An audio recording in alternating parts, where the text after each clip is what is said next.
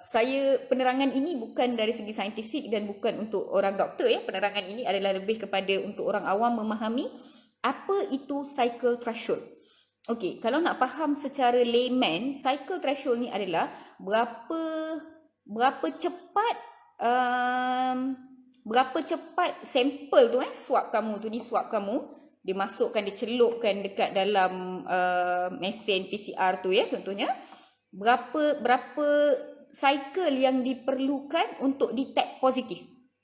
Itu dia punya pemahaman dia ya. Jadi lagi cepat 8 kali pusing dah baca positif. Maksudnya lagi banyak virus dalam badan orang tu, lagi pekat. Ya, ataupun pusing 8 kali, 10 kali, 12 kali, 14 kali, 16 kali, 18 kali, 30 kali pusing baru dapat baca positif. Maksudnya virus dalam badan dia tu kurang pekat sikit je. Sebab itulah 30 kali pusing baru dapat baca.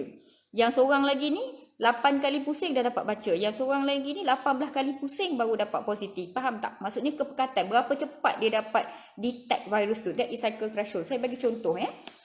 Sorry lah, dia memang akan nampak terbalik tau. So you all kena terbalikkan sikit pembacaan korang ya. Contohnya ada seorang ni, okay, Upin dia punya, dalam dia punya tube, test tube ni ada 200 ekor menatang COVID-19 ya.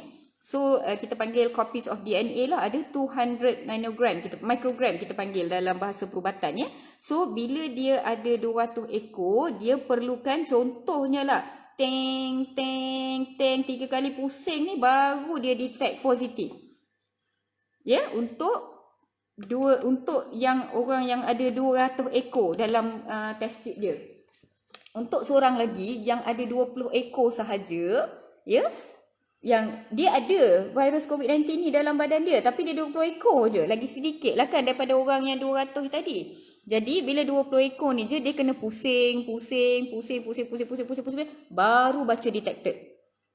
Faham tak? Sebab dia ada 20 ekor je dalam badan dia. Dia pun ada COVID-19 juga. Tapi dia punya 200 ekor. Dia punya 20 ekor. Jadi ini CT value dia contohnya 18. Yang orang yang ada 200 ekor ni. Ini CT value dia 33. Okey, ini CT value dia 33. Ini CT value dia 18. Jadi maksudnya 18 kali pusing dah nampak positif dah. Yang ini 33 kali pusing baru dapat positif. Jadi maksudnya lebih rendah nilai CT value seseorang itu, lebih tinggi kadar kebolehjangkitan seseorang itu. Maksudnya lebih rendah CT value, maksudnya lagi cepat cycle threshold kan. Maksudnya dia pusing tu. Jadi lagi sekejap pusing dan terus dapat positif tu, lagi teruk, lagi banyak virus dia daripada orang yang banyak kali pusing baru dapat positif. Tetapi tolong faham, nilai CT value ini dikatakan bahawa ia hanya memberi maksud untuk kadar kebolehjangkitan, iaitu CT value Upin 18. Jadi kadar kebolehjangkitan agak tinggi. CT value Ipin 30. Ya, jadi kadar kebolehjangkitan rendah sebab yalah, kamu dah faham ya cycle tu. Tetapi ia tidak bermaksud Upin yang akan dapat jangkitan lagi teruk, Ipin yang dapat jangkitan lagi sedikit. No, dia tidak memberi perbezaan kepada jangkitan dan severity itu kepada orang itu sendiri. Dia lebih bermaksud kepada kadar kebolehjangkitan terhadap orang lain. Dia macam mana orang tu jadi lagi kritikal ke ataupun jadi simptomatik, asimptomatik sahaja ke, itu bergantung kepada badan seseorang itu sendiri. Tidak begitu bergantung dengan CT value. Sekadar setakat pembacaan saya, itu yang saya faham. So CT value ni basically kalau kamu nak faham dengan mudahnya, berapa kali pusing dapat positif. Jadi kalau 10 kali pusing dah dapat positif tu, maksudnya cepat lah. Macam kamu buat UPT test tu kan, zoom terus jadi, terus dapat 2 line. Maksudnya memang pekat lah tu. Ni letak setengah jam baru nampak garis sikit je. Maksudnya awal lagi sikit je dia punya pregnant tu. Macam tu lebih kurang Jadi itu adalah maksud CT value.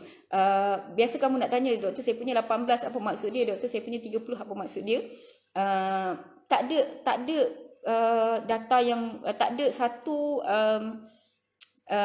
paper yang mengatakan ini adalah yang paling betul, tetapi setakat pembacaan saya 40 dan ke atas dibaca negatif.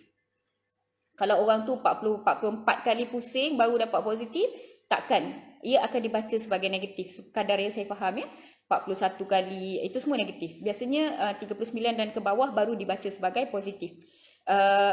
Beberapa paper daripada Germany, India dan US yang saya baca mengatakan bahawa threshold untuk kebolehjangkitan adalah 34.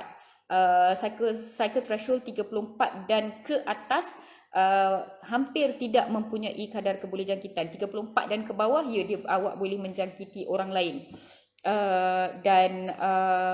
That's about it ya. Kalau so 30 sampai 34 tu biasanya kadar kebolehjangkitan yang agak rendah lah ya.